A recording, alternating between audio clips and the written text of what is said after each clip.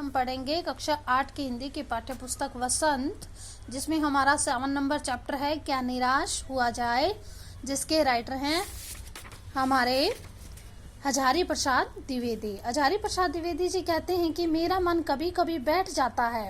कहते कई बार वो ऐसी चीजें सोचने लग जाते हैं कि उनका मन ऐसा हो जाता है कि जैसे समाचार पत्रों में ठगी, डकैती, चोरी, तस्करी और भ्रष्टाचार के समाचार भरे रहते हैं।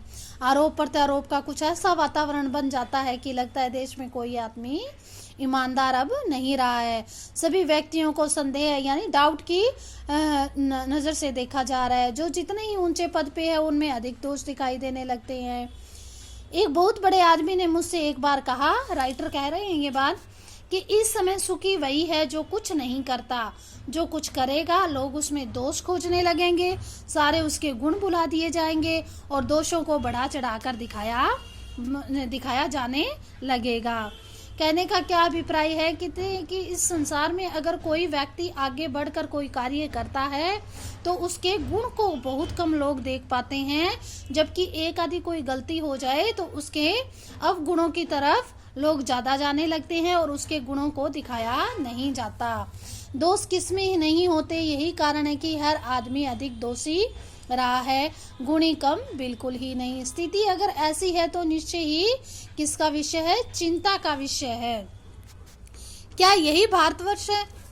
राइटर कहते हैं कि क्या यही भारतवर्ष है जिसका सपना तिलक और गांधी ने देखा था। रविंद्रनाथ ठाकुर, मदन मोहन मालवीय का महान संस्कृति सभ्य भारतवर्ष किस अतीत के गड्ढर में डूब गया है। आर्य और द्रविड़, हिंदू और मुस्लिम, यूरोपीय, भारतीय आदर्शों की मिलन भूमि है ये, जिसका कि मानव महासमुंदर सूख ही गया है। क्या सूख गया है? मेरा दिल कहता है या मेरा मन कहता है ऐसा नहीं हो सकता। कहते हैं कि भारत के लोगों में अभी भी ईमानदारी का गुण मौजूद है। हमारे महान मनीषियों के सपनों का भारत है और रहेगा भी। यही सही है। इन दिनों में कुछ ऐसा माहौल बना है कि ईमानदारी से मेहनत करके जीविका चलाने वाले निरीह और भोले भाले, निरीह यानी सभी भोले भाले श्रमजीवी मेहनत करने वाले लोग पिस रहे हैं और झूठ तथा फरेब का रोजगार करने वाले फल फूल रहे हैं। ईमानदारी को मूर्खता का प्राय समझा जाने लगा है। ये तो सही है। कहते कि जो गलत काम करता है उसको लोग कुछ नहीं कहते और जो ईमानदारी से चलता है उसका कोई भला नहीं चाहता। ईमानदारी को मूर्खता का प्राय समझा जाने लगा है। सच्चाई केवल भीरू और बेबस लोगों के हिस्से में पड़ी है। जो अच्छे और जो मजबूर लोग हैं उनके हिस्से में ही सच्चाई है। ऐसी स्थिति में जीवन के महान मूल्यों के बारे में लोगों की आस्था हिलने लगी है। भारतवर्ष ने कभी भी भौतिक वस्तुओं के संग्रह को बहुत अधिक महत्व नहीं दिया है। भारतवर्ष ने क्या है, भौतिक जो वस्तुएं हैं उनके संग्रह इकट्ठा करने का इतना इम्पोर्टेंट नहीं समझा है। उनकी दृष्टि से मनुष्य के भीतर जो महान आंतरिक गुण हैं, स्थिर भाव से बैठे हुए हैं, वही चरम और परम है, वही सब कुछ है। लोभ, मोह, काम, क्रोध और विचार मनुष्य में स्वाभाविक रूप से विद्यमान रहते हैं, पर उन्हें प्रधान शक्ति मान लेना तथा अपने मन तथा बुद्धि को उन्हीं के इशारे पर छोड़ देना बहुत ही बुरा आचरण है। भारतवर्ष ने कभी भी उन्हें उचित नहीं माना है। उन्हें सदा संयम के बंधन में बांध कर रखने का प्रयत्न किया है, परंतु भूख की उपेक्षा नहीं की जा सकती, बीमार के लिए दवा की उपेक्षा नहीं की जा सकती, गुमराहों को ठीक रास्ते पे ले जाने के लिए उपायों की उपेक्षा नहीं की जा सकती। कहते हैं कि इन्होंने, भारतवर्ष ने कभी इस चीज को उचित नहीं माना, बुरे आचरण को उचित नहीं माना है। उन्होंने भौतिक वस्तुओं का संग्रह को भी उचित नहीं माना है। उन्होंने उचित किसको माना है? जो हमारा लोभ, मोह, काम, धर्म, जो सभी को छोड़कर ये गुण त्याग कर एक अच्छा मनुष्य बना रहे, उसी को ज्यादा महत्व दिया है। हुआ यह है कि इस देश की कोटि कोटि दरिद्र जनों यानी गरीब व्यक्तियों की हीन अवस्था को दूर करने के लिए ऐसे अनेक कायदे कानून बनाए गए हैं जो कृषि, उद्योग, वाणिज्य, शिक्षा, स्वास्थ्य की स्थिति को अधिक उन्नत और सुचारू बनाने के लक्ष्य से प्रेरित है।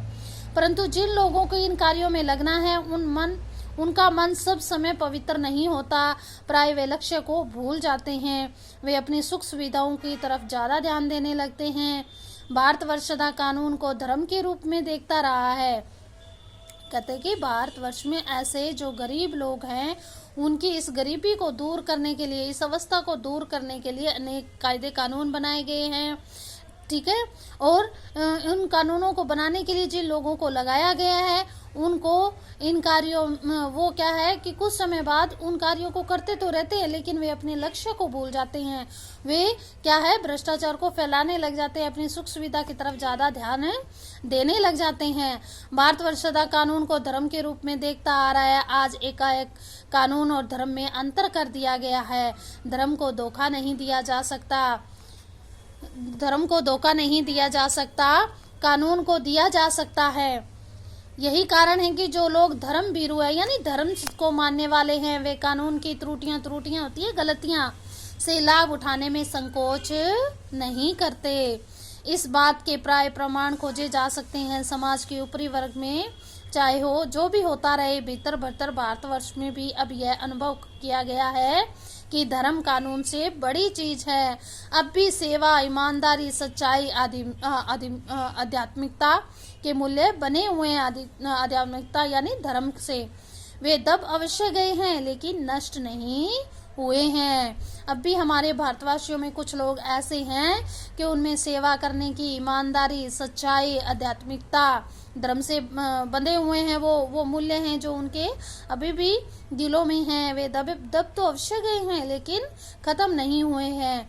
आज भी वह मनुष्य से प्रेम करता है, महिलाओं का सम्मान करता है, चोरी को गलत समझता है, दूसरों को पीड़ा पहुंचाने में पाप समझता है। आदमी अपने व्यक्तिगत जीवन में इस बात का अनुभव करता है। समाचार में जो भ्रष्टाचार के इतने प्रति आक्रोश है, वह यही साबित करता है कि हम ऐसी चीज़ों को गलत समझते हैं। समाज में उन तत्वों की प्रतिष्ठा को कम करना चाहते हैं जो गलत तरीके से धन या मान का संग्रह करते हैं। आपका चैप्टर यहाँ हाफ खत्म होता है। धन्यवाद।